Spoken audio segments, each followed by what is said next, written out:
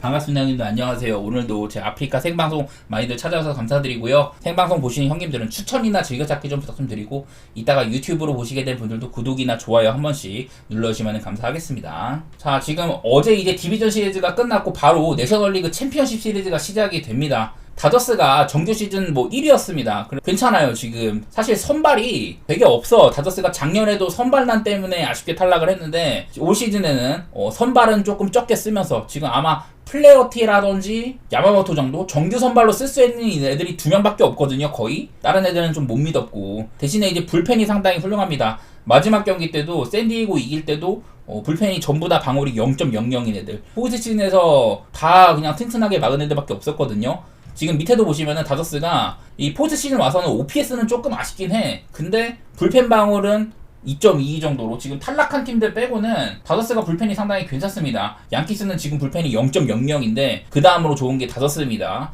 샌디에고가 불펜을 이렇게 많이 보강을 했는데, 그것보다도 이렇게 좀 포스트 시즌에서 다저스의 불펜들이 집중력이 좋은 상태이고요. 매치는 지금 불펜 방어율이 꽤나 높아. 정규 시즌에는 불펜이 좋았던 시절도 있었는데 뒤쪽으로 갈수록 조금 별로긴 합니다. 그래서 뒷문 자체는 다저스가 조금 더 안정적이다. 대신에 매치는 지금 빠따가 미쳐있는 상태죠. 아무래도 이제 와일드카드도 치르고 오다 보니까 매치가 다른 팀들보다는 경기를 많이 치렀는데, 지금 살아남은 팀들 가운데서 OPS가 가장 높아요. 매치 혼자 0.7을 뚫고 있습니다. 그래서 매치가 다들 봤다시피 어메이징 매치죠. 빠따의 힘 같은 거, 이런 것들이 조금 돋보이는 것 같고, 지금 일단은 다저스에선 잘 치고 있는 애들 테오스카 에르난데스, 무키베츠, 게빌 럭스 이 정도입니다. 대신에 매치는 비엔토스, 알론소, 린도어 이런 애들이 괜찮게 하고 있다고 하네요. 이런 것들 일단은 기본 사항으로 알아두시면 좋을 것 같고, 자, 오늘 이제 다저스 대 매치 1차전은 플레어티랑 센가 코다이가 붙는다고 하더라고요. 근데 아마도 이제 매번 말씀드리지만 센가가 정규 시즌에서는 올 시즌 한 경기밖에 안 던졌어요. 아마 7월인가 6월 달에 한 경기 던지고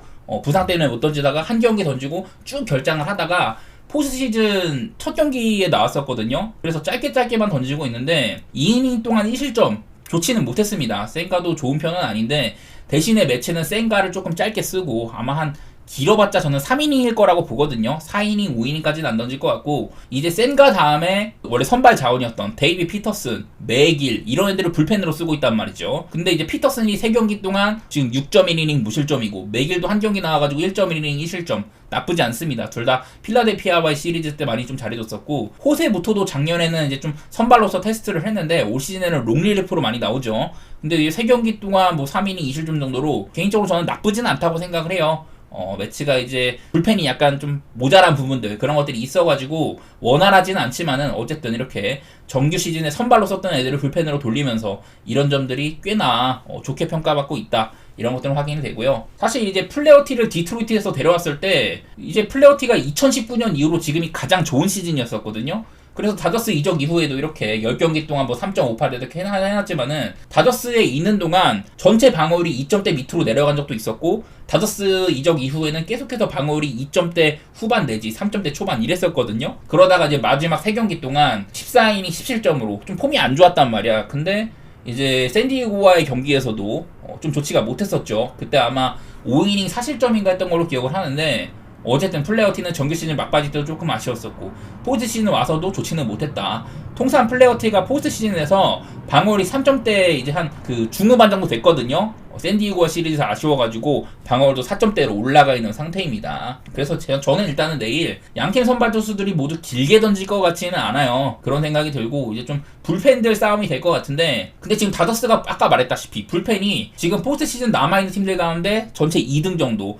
정규 시즌에는 다저스가 불펜이 좀 좋지는 못했었거든요. 여기 화면에 나온 게 후반기 불펜 방어율이고 후반기 OPS고 이런데, 두 팀 다 후반기에는 빠따가 상당히 좋았었습니다. 2등, 3등 정도 했지만은 지금 포스트 시즌 와서는 약간 이거보다는 많이 좀 떨어져 있는 상태이기는 해요. 그나마 매치가 조금 더 높은 상태인데, 다저스는 기대보다는 빠따가 엄청 터지지는 않지만은 대신에 상승한 불펜으로 메꾸고 있다. 매치는 사실 불펜은 여전히 못 믿었지만은 그래서 선발 애들을 갖다 쓰는데, 비교적 빠따가 쳐줄 때는 쳐줘요. 이제 매치가 정규 시즌 거의 마지막쯤에 애틀랜타와의 더블헤더도 그렇고, 사실은 와일드카드도 가냐 마냐였는데 와일드카드 진출을 하고, 그 다음에 와카 시리즈에서도 잘하고 디비전 시리즈에서도 이제 필라델피아를 이겼죠. 그러면서 매치가 참 좋은 행보를 보고 있다. 그래서 어메이징 매치다. 특히 막 8회 이쯤에 역전 게임들이 엄청 많았어요. 린도의 활약도 그렇고 비엔토스가 제가 아까 OPS 매치 내에서 1등이라고 했는데 비엔토스가 실책은 되게 많거든요. 대신에 수비는 좀 그런데 빠따가 지금 좋아. 이런 것들도 보이고 피트 알론소도 후반기 때 조금 이렇게 올리더니 포트시즌 와서 잘 쳐주고 있기도 하고 이래서 사실 저는 빠따는 매치가 꿀릴 게 없다고 생각이 들어요. 나왔으면 나왔지. 근데 이제 아무래도 마운드 쪽에서는 현 시점에서는 다저스가 조금 나은 부분이 있다. 매치는 대신에 선발이 강하거든요. 매치는 그러니까 사선발 로테이션이 좀 확실한 거예요. 머나야, 세베리노, 퀸타나 이렇게 3명은 확고하고 생가를 쓰는 날에는 좀 불펜들의 활용폭이 넓다. 이렇게 좀 하고 있는데 다저스는 대신에 정규적으로 나올 수 있는 애들이 플레어티나 야마모토밖에 없습니다. 이런 차이는 있다는 점. 특히 지금 플레어티는 조금 부진한 와중에 있는 점 이런 것들이 걱정이 돼가지고 경기가 길어진다면은 매치가 힘을 받는 빠따 어메이징 매치 이런 게 나올 수도 있지만은 지금 포스트시즌에서 다저스의 불펜진의 활약이 상당히 눈에 띄기 때문에 글쎄 플레어티를 매치가 무너뜨릴 수 있냐 이게 관건인 것 같긴 하거든요. 근데 나는 다저스의 지금 불펜 상태라면은 매치를 좀 막아줄 것도 같아가지고 일단은 저는 다저스 승정도 8.5를 줬으면은요 저는 언더도 생각은 납니다. 근데 플레어티가 일찌감치 빠그라진다면 오바가 날만도 한데 근데 다저스의 불펜의 집중력이 괜찮아 보여요. 저는 그렇다고 빠따가 다저스가 뭐 많이 밀리는 것도 아닌 것 같아가지고 저는 다저스 승에다가 언더 정도 생각을 하고 있는데 여러 번 말씀드렸지만은 포스트 시즌이 이쯤 됐으면은 거의 뭐 분석이 무의미한 수준이거든요. 정보 같은 것만 많이 챙겨봐 주시면 좋을 것 같고 여러분의 판단에 맡기도록 하겠습니다. 자 이제 제가 A매치 주간에는 이런 것들 많이 보여드리죠. 이게 제 임의대로 한 건데 현 시점에서 지금 유럽이 네이션스 리그를 운영을 하고 있기 때문에 이렇게 4단계로 나눴어요. 네이션스 리그처럼 이렇게 티어를 나눴습니다. A, B, C, D 티어 총 4개로 나눴고 이 중에서도 스페인이 위쪽에 있을수록 A 티어 내에서도 맨 위에 있을수록 강한 거고 그 다음에 또 이제 왼쪽에 있을수록 강한 거거든요. 그래서 저는 스페인을 가장 강하게 보고 그 밑으로 이렇게 뭐 쭈루룩 있는 것 같다. 스페인이 1등, 독일이 2등, 잉글랜드가 3등 뭐 이런 식으로 봐주시면 좋을 것 같아요. 이건 어디까지나 제 임의대로 한 거고 뭐 유로라든지 그 이후에 네이션스 리그 최근의 분위기나 이런 것들 봤을 때 A매치에서의 성적 같은 것들 그런 것들을 봤을 때 저는 이 정도 순위라고 본다. 이거는 어디까지나 제 임의니까 그냥 참고 정도로만 봐주시고 카자흐스탄이랑 슬로베니아는 저는 여기다 놨고요. 카자흐스탄은 저는 여기 티어에서도 나름대로 위쪽에 있다. 이런 것들 바탕으로 얘네들의 현재 좀 티어 차이 레벨 차이 같은 것들을 좀 참고해 주시면 좋을 것 같고 오늘 이제 카자흐스탄 얘기를 할 때는 저는 맨날 말씀드리는 게 있어요. 일단은 카자흐스탄이 홈이라는 거 지도 한번 보고 얘기를 할게요. 오늘 이제 원정으로 오는 슬로베니아는 여기 붙어 있습니다. 여기 이탈리아 바로 오른쪽에 있는데 슬로베니아가 여기 있거든요. 근데 카자흐스탄 오늘 원정인데 거의 뭐 여기까지 날아가야 돼. 카자흐스탄 여기 있죠. 유럽에서 가장 원정 거리가 먼 팀이 카자흐스탄이에요. 그래서 오늘 슬로베니아는 직전 경기 때 홈에서 경기를 하고 오늘은 원정으로 가는데 이렇게나 먼 이동 거리가 있다. 중간에 이제 좀 사이에 휴식이 3일 정도밖에 없었기 때문에 슬로베니아가 분명 카자흐스탄보다는 위급 레벨이긴 한데 이런 먼 원정거리로 인한 피로감들 이런 것들이 충분히 작용할 수 있다 이렇게 생각이 들거든요. 근데 뭐 직전 이제 내용을 생각해 보면은 자 카자흐스탄이 직전 경기 때 오스트리아한테 대패를 했어요. 근데 그날 카메라에 가장 많이 잡힌 선수가 누구였냐? 샤츠키 골키퍼입니다. 카자흐스탄의 이제 샤츠키 골키퍼가 그날 가장 카메라에 많이 잡혔거든요. 고전하고 있다. 얘가 좀 많이 막아줬다. 뭐 이런 양상이었는데 그만큼 오스트리아가 무난히 팼던 경기였었고 카자흐스탄은 거의 뭐 유의미한 찬스를 많이 못 만들었어요. 그나마 카자흐스탄이 이렇게 전적 같은 것들을 보면은 좀 괜찮았던 시기가 있어. 카자흐스탄이 이번에 유로 플레이오프까지 갔었었죠. 지금 전적 보면 카자흐스탄이 꽤나 괜찮아. 특히나 홈에서는 더 괜찮은데 이게 지금 여기 화면에 있는 이 구간이 전부 다 네이션스 리그잖아요. 이때는 카자흐스탄이 리그 C에서 약간 본인들보다 아래급 팀들을 많이 상대를 했었고 홈에서는 전부 다 이렇게 승리를 했었죠. 이런 이점도 누렸었고 보시면은 거의 다 이렇게 좀 한 점 차 승부가 되게 많아요. 그래서 좀 비슷한 레벨 혹은 좀 아래급 레벨들을 많이 잡았던 거 그게 있었고요. 이후에는 뭐 유로 예선에서는 여기서도 좀 선전을 했어. 이래가지고 플레이오프까지 간 거였는데 이후에 이제 네이션스 리그도 좀 B까지 올라오면서는 좀 안 좋은 양상이 많이 띄고 있습니다. 그래갖고 요새는 분위기가 좋지는 못하다는 거, 이런 것들이 확인이 되고요. 반면에 이제 슬로베니아도 직전 경기 때 노르웨이한테 뭐 실점은 많이 했습니다. 그랬는데 충분히 따라갈 만한 찬스를 많이 만들어냈거든요. 결정적인 기회도 있었고, 슬로베니아가 유로 본선까지 가가지고 이제 덴마크, 세르비아, 잉글랜드조에서 3무를 달성을 하고, 그 다음에 이제 16강에서도 승부차기까지 갔었던 걸로 기억을 해요, 슬로베니아는. 그래서 유로 본선에서도 단단함을 보여줬었다, 이런 생각이 나고, 좀 이제 후반에 슬로베니아가 공격적으로 어떻게든 비벼보려고 하다가 뒷공간 노출을 많이 노출한 다음에 대량 실점한 거였었거든요. 그래서 개인적으로는 직전 경기 둘 다 안 좋았지만은 아무래도 슬로베니아 쪽이 조금 더 경쟁력은 있는 팀이다, 이런 생각이 들고, 저는 뭐 대패했지만 둘 다 내용상의 차이는 있다고 생각이 되고요. 기본적으로 체급 차이도 있고, 저는 슬로베니아한테 약간의 기대감은 있는데, 아까 말했던 것처럼 이런 경기 텀도 짧고 먼 원정거리 탓에 피로감들, 이런 것들이 있을 것도 같아가지고, 저는 만약에 슬로베니아가 이긴다고 하더라도 큰 점수차는 아닐 것 같아요. 슬로베니아가 이긴다면 햄무 정도, 그 정도만 생각해 보도록 하겠습니다. 안도라 대 산마리노, 이거는 친선 경기인데 이것도 뭐 있으니까 한번 살펴보도록 하겠습니다. 자, 뭐 이름만 들어도 알겠지만 전부 다 유럽 하위권 팀이에요. 안도라는 여기 있고, 그리고 산마리노는 여기 있습니다. 저는 산마리노가 유럽에서 가장 약한 팀이라고 생각을 해요, 지금도. 그리고 안도라는 얘네들보다는 살짝 위에 있기는 해. 이 정도로 살피고 있는데, 안도라가 얘네들도 직전 경기 때 몰도바한테 2대0으로 졌었죠. 저번에도 말씀드렸지만 안도라는 지금 A매치에서 견적이 이렇습니다. 쭉 마지막으로 리히텐슈타인한테 원정에서 승리한 이래로 쭉 이 기간 동안 정말 안 좋죠.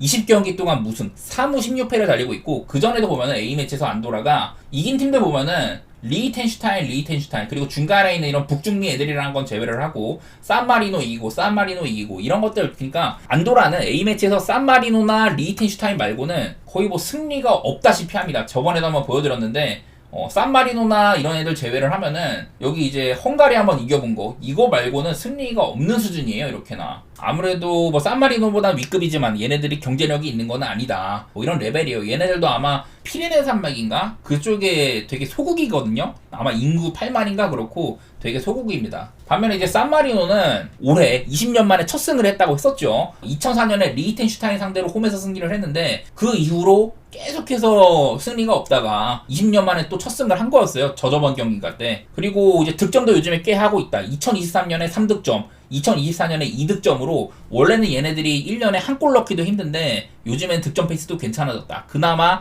조금 괜찮아진 게 이 정도다라고 많이 얘기를 했었었죠. 근데 직전 이제 산마리노도 지브롤터 같은 최약자급 팀의 원정 가서도 그냥 무기력하게 패배를 했었어요. 경기 내용도 뭐 만들어낸 게 아니라 둘 다 그냥 투닥투닥 하다가 지브롤터가 1대0으로 승리를 했는데, 지금 이제 산마리노는 A매치에서 2승 10무 200패입니다. 201패인가? 하여튼 그 정도 위치입니다. 아까 말했던 2승이 전부 다 리히텐슈타인한테 2번 이긴 거, 20년 전에 한 번, 그리고 올해 한 번. 근데 그 사이에 보면은 2승 10무 200패, 2승을 하는 기간 동안 무승부도 10번밖에 없었거든요. 안도라랑 얘네들의 상대 전적 같은 것들도 보면은 안도라가 산마리노를 전부 다 이렇게 좀 마행으로 많이 이겼었어요. 비교적 이제 상대 전적도 17년도, 21년도 이쯤이니까 비교적 최근이기는 하죠. 저는 아무래도 안도라 쪽이 괜찮아 보여요.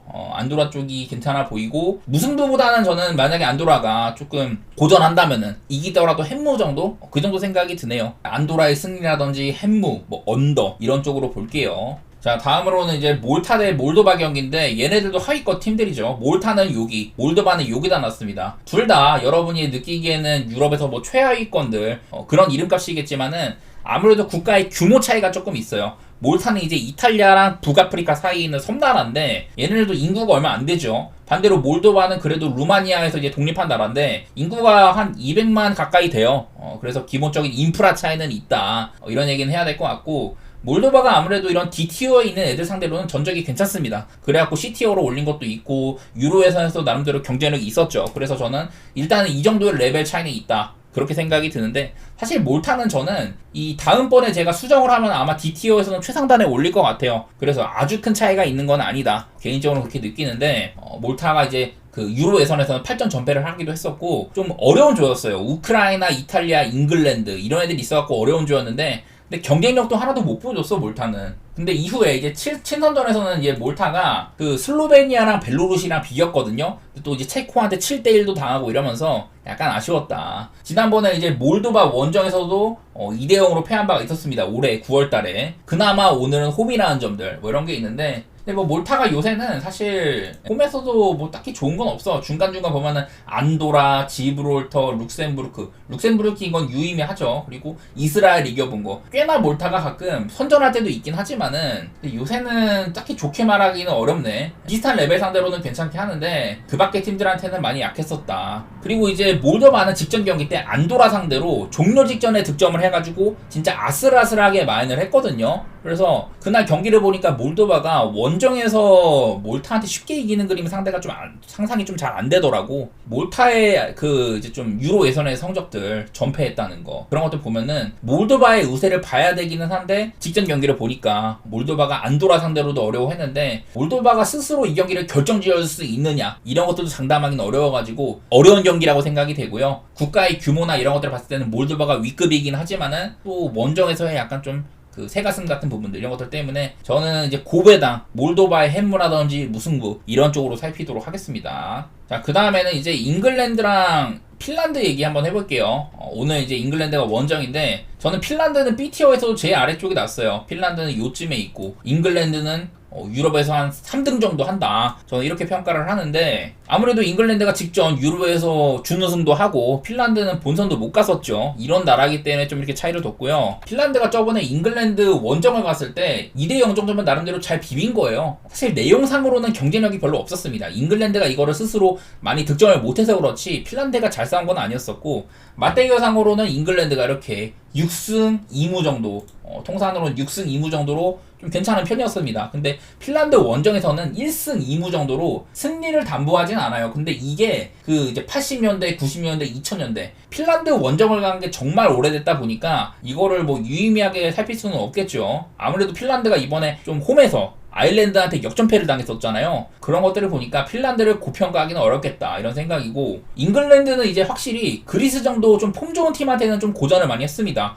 패배까지 했었죠. 저는 그 경기 그리스의 2프렘배당 이 정도면 상당히 훌륭하다 이렇게 접근을 했는데 그리스가 일반승까지 해냈습니다. 저는 꾸준하게 그리스를 좋게 봤었고, 그날 이제 해리케인이 부상으로 결장했거든요. 대신에 나왔던 고든이 되게 아쉬운 활약이었었고, 찬스도 못 살렸고, 요즘에 그리스가 좀 잘하긴 했지만 잉글랜드가 홈에서 패한 거는 충격적이었다. 그날 또 사카도 이제 부상을 당했었죠. 그날 이제 그리스가 막 수비는 엄청 고평가할 만한 팀은 아닌데 잉글랜드가 어쨌든 공략을 별로 못했습니다. 나는 잉글랜드의 공격력상으로 사카도 없는데 핀란드 상대로도 애먹을 수도 있겠다 이런 생각은 들긴 해. 근데 어디까지나 저는 그리스는 계속 고평가를 했거든요. 그래서 그리스랑 핀란드는 확연히 차이가 있다. 핀란드가 저번 그리스처럼 잉글랜드 상대로 비빌 수 있을 리가 없다. 이렇게 보는 편이어가지고 개인적으로 저는 잉글랜드의 뭐 승리라든지 마행 가능성까지 내다보도록 하겠습니다. 이 경기는 아마 해리케인이 복귀할 가능성이 되게 높다고 해요. 리히텐슈타인이랑 지브롤터. 저는 뭐 여기다 놨네요. 리히텐슈타인 지금 산마리노 다음으로 유럽에서 못하는 팀, 지브롤터 그 다음 레벨, 이렇게 보고 있는데, 제가 아까도 이게 층별로 차이가 있다고 했잖아요. 리히텐슈타인과 산마리노랑 지브롤터는 차이가 있기는 있다.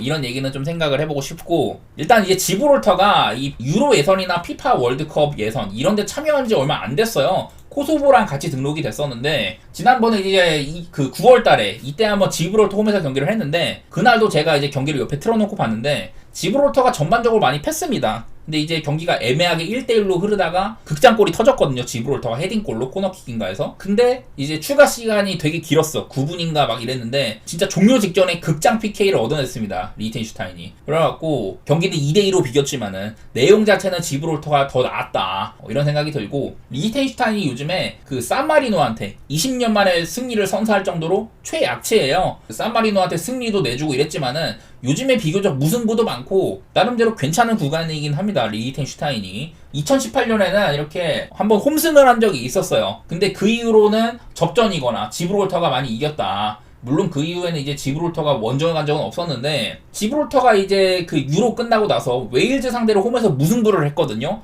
그런 거는 되게 훌륭한 성과라고 생각이 되고, 직전 이제 산마리노전 이것도 거칠게 그냥 치고 박다가 어거지로 넣고 투닥투닥 대기만 하고 경기를 둘 다 만들어가는 축구를 못할 것 같아. 나는 둘 다 되게 이것도 비등비등한 승부 혹은 지브롤터가 조금 낮겠지만은 뭐 리히텐슈타인이 홈이라는 점도 있고 그냥 개인적으로는 무승부 정도 생각하고 있는 경기인 것 같아요. 유럽의 최약체다운 경기가 될 것 같다. 그 정도만 예상해 보도록 하고, 아르메니아 대 마케도니아 둘 다 이제 C티어 팀들입니다. 아르메니아 오늘 홈팀 여기 있고요. 그리고 마케도니아는 제가 여기다 놨는데, 사실 아르메니아가 옛날에 뭐 미키타리안 있고 이럴 때는 경쟁력이 좀 있었거든요. 그리고 이번에 유로 예선에서도 조금 선전도 하고 하긴 했는데, 근데 마케도니아보다 위에 놓기는 어려워. 기본적으로 마케도니아가 선수 풀도 그렇고 축구 자체를 더 잘하거든요. 저는 이렇게 느끼는데, 둘 다 이제 같은 조인 페루제도나 라트비아보다는 확연히 위급 레벨이기는 해요. 아르메니아는 페루제도 원정 가서 비기고, 지난번에 이제 맞대결 같은 경우 그 마케도니아가 홈에서 2대0을 낸 적도 있었습니다. 9월달에 바로. 근데 보면은 그 전에도 상대 전적상으로 많이 주고받은 편이에요. 근데 이제 아르메니아는 미키타리안이 은퇴한 이후로는 마케도니아한테 한 번도 못 이겨보기도 했었고, 2020년 이후에는 마케도니아가 많이 이겼습니다. 그리고 마케도니아가 월드컵 플레이오프까지 갔던, 독일 상대로도 선전했던, 이때는 막 5대0으로 이긴 바도 있었거든요. 아무래도 체급이나 선수단 구성 면에서는 마케도니아가 훨씬 더 나아. 우리가 알만한 선수도 꽤 있죠. 바르디라든지 뭐 엘마스 같은 애들, 이런 애들도 있고. 종종 아르메니아가 홈에서 이긴 적이 있긴 하다. 근데 대부분이 과거 전적이기도 합니다. 저는 이거는 뭐 최근 전적상으로는 그래도 마케도니아가 낫다고 생각이 들어요. 아르메니아가 요즘에 뭐 카자흐스탄, 라트비아 이런 애들 상대로 홈에서 이긴 게 조금 껄끄럽기는 해. 보면은 위에 이제 유로 예선 같은 데서도 뭐 라트비아 같은 애들 잡고 보스니아 같은 애들 잡아보고 뭐 이러긴 했는데, 그렇다고 막 되게 유의미한 승리까지라고는 보이진 않는 것 같고요. 마케도니아는 아무래도 아르메니아를 2대0으로 얼마 전에 바로 이제 9월달에 이겨봤다는 거, 이게 조금 크게 작용하는 것 같고, 저는 이거는 욕심은 안 부리고 싶어요. 애매한 경기 같아가지고 아르메니아 원정에서 마케도니아가 확실히 이 경기를 가져갈 수가 있냐, 조금 애매하다고 보여가지고 욕심 안 부리고 그냥 마케도니아 정도가 프렌이면은 저는 괜찮은 것 같아요. 뭐 이름부터가 유럽에서 최하위 레벨이죠. 페루제도랑 라트비아. 여기다 이렇게 놨네요. 페루제도 여기, 그리고 라트비아 여기. 자, 이번에 9월달에 맞대결에서는 라트비아가 1대0으로 이겼습니다. 홈이었었고, 이 경기는요 아마 좀 일찍 시작한 경기에서 제가 틀어놨는데, 라트비아가 거의 일방적으로 가둬놓고 팬 경기였었어요. 물론 그때는 라트비아가 홈이긴 했지만은 경기 내용이 그렇게 막 유의미하게 크게 달라질까, 이런 생각은 많이 안 들더라고. 그래서 저는 저번처럼 게임을 풀어나가는 데 있어서는 라트비아가 주도적으로 할 가능성이 있다, 그런 생각은 들더라고요. 라트비아는 근데 직전에 마케도니아한테 그야말로 압살을 당하면서 홈에서 0대3으로 졌었습니다. 페루제도 원정에서 또 한번 지배적을 운영을 할 수 있을까, 이게 조금 고민이긴 해. 저는 그거를 베이스로 보기는 보기 때문에. 이제 페루제도는요, 얼마 전에 이제 A매치 같은 거 쭉 보면은 일단 오늘 홈이잖아요. 마지막으로 했던 A매치가 10월달 이번에 아르메니아 상대로 2대1로 비겼는데, 이 경기를 리드를 많이 하고 있었거든요. 2대1로 이기다가 결국에는 뭐 무승부가 되긴 했지만은 홈에서는 꽤나 저력 있는 거를 보여줬다. 마케도니아나 아르메니아 확연한 위급 팀들 상대로 무승부를 캤으니까. 물론 이제 유로 예선에서는 좀 전부 다 이렇게 패배하기도 했지만은 터키나 리투아니아, 몰도바, 그리고 비슷한 레벨들인 몰타, 안도라, 리히텐슈타인 이런 애들 상대로 제압을 했던 거는, 페루제도의 홈발 같은 거는 조금 생각을 해볼만 해요. 저는 충분히 페루제도가 홈이라면은 무승부 이상을 거둘 수도 있다고 봅니다. 물론 가장 이제 좀 근접한 맞대결에서는 라트비아한테 거의 뭐 지배적인 운영을 당했다는 거, 이게 거슬리긴 하지만은 저는 개인적으로 그냥 라트비아의 프렌 정도? 이것도 욕심내고 싶은 경기는 아닌 것 같아요. 직전 경기 내용을 조금 더 생각해 보도록 하겠습니다. 그리스랑 아일랜드 경기 한번 해보도록 하겠습니다. 자, 그리스는 저는 여기다 놨어요. 그리스 여기 있고, 아일랜드 여기다 놨습니다. 둘 다 생각보다 좀 차이가 많이 있죠. 이거는 좀 확연합니다. 그리스 대 아일랜드는. 왜냐면 얘네들이 최근 이제 거의 한 1년 사이에 3번을 맞붙었거든요. 얘네들이 유로 예선에서 같은 조였어. 보면은 이제 상대 전적이 전부 다 2023년, 2024년 비교적 1년 사이에만 3번을 맞붙었는데, 얘네들이 뭐 유로 예선에서는 그리스가 그야말로 압도를 했었어요. 홈이나 원정에서나. 그리고 이번에 네이션스 리그도 2대0으로 승리를 했는데, 얼마 전에 그리스는 잉글랜드 상대로도 오히려 뭐 득점에 가까운 장면을 더 만들어내기도 하고 되게 잘 싸웠습니다. 극장골로 결과까지 챙겨갔었죠. 저는 개인적으로 그리스는 다음에 월드컵이나 유로나 예선 조만 괜찮게 뜬다면은 향후 이제 메이저 대회 진출권 경쟁은 충분할 것 같아. 그 정도로 좋게 평가를 하는데, 아일랜드는 이번에 핀란드 상대로도 꽤나 고전했었습니다. 후반에 역전하긴 했습니다만은 어려운 승리였었고, 지난번에 아까 말했던 이런 맞대결 자체가 홈이나 원정에서 모두 패했고 좀 이제 인필드라든지 세트피스나 전부 다 고전을 했습니다. 아일랜드가 옛날 같은 경제력은 없어 보여요. 저는 개인적으로 게임을 만들어내는 이제 좀 풀어가는 능력 자체가 그리스가 크게 앞서는 것처럼 보인다. 얼마 전에 잉글랜드전에 이제 파블리디스가 멀티골을 넣었잖아요. 제가 이제 그 분석할 때도 파블리디스가 그 알크마르에서 네덜란드 리그 득점왕을 하고 벤피카로 넘어갔다. 조금 더 상위 레벨로 갔거든요. 첫 번째 골, 잉글랜드 상대로 첫 번째 골도 좁은 공간에서 센스 있게 이제 슛 코스를 만들어 내 가지고 득점한 거였었거든요. 그만큼 폼도 괜찮아 보인다. 스스로 가치 입증을 했다. 이런 것들이 생각이 돼가지고 저는 뭐 게임 풀어나가는 능력이나 여러 가지 면에서 그리스가 훨씬 낫다고 생각이 돼요. 이 경기는 저는 그리스의 승리, 더 나아가서 한번 마행까지 한번 도전해보는 그런 경기가 될 것 같습니다. 이번에 또 홈이기도 하고. 자, 오스트리아 대 노르웨이인데 오스트리아는 저는 여기다 놨습니다. 노르웨이는 여기다 놨네요. 9월달인가? 그때 맞붙었었는데 그때는 노르웨이가 2대1로 승리를 했었어요. 아무래도 이제 노르웨이 하면은 지금 거의 뭐 아마 자국 역사상 최고의 황금기인 것 같아. 노르웨이가 지금 공격에 특히 인재풀이 엄청 많잖아요. 홀란드도 그렇고 옆에 있는 소르로스라든지 중원에도 외대고루 위시로 해가지고 베르게라든지 좋은 애들이 되게 많은 시기예요. 노르웨이가 오스트리아 상대로 홈에서 승리하기도 하고 얼마 전에 이제 슬로베니아도 3대0으로 개패했거든요. 노르웨이가 확실히 지금 9월달부터 A매치 성과가 괜찮은 편이고 유로 본선 탈락한 이후로는 황금 세대가 슬슬 빛이 나기 시작을 한다. 제가 그전에는 노르웨이가 이렇게 공격 재능은 많지만은 전반적으로 잘 융화되지 않는 이런 얘기들을 많이 했는데 어쨌든 슬슬 빛이 나고 있는 것 같아. 분명 이제 외대고르를 직전 오스트리아전에서 잃은 건 아쉽긴 하지만은 그래도 슬로베니아전 보니까 공격 전개가 나쁘진 않더라고요. 반대로 이제 오스트리아는 최근에 좀 좋지 못했었습니다. 유로에서 터키한테 탈락하고 나서 슬로베니아 상대로도 못 이기고 노르웨이한테는 원정에서 지고 이랬는데 카자흐스탄에 그야말로 개패죠. 분명 약팀이긴 하지만은 어쨌든 만회를 많이 했었고 이날은 4골이나 넣었지만은 골대샷 같은 것들도 꽤 있었고 공격적인 면이 되게 돋보였었어요. 찬스 메이킹도 잘했고 일찌감치 상대를 압도했었고 사실 4대0보다도 더 많은 점수가 나도 안 이상했다. 뭐 이런 생각이 드는데 아무래도 이거는 오스트리아가 직전 유로에서 폴란드, 네덜란드, 프랑스가 있는 조에서 조 1위를 했었고 그리고 이제 위에 올라가서는 터키한테 그날 데미랄 수비수인 데미랄이 헤딩으로만 2골을 넣었거든요.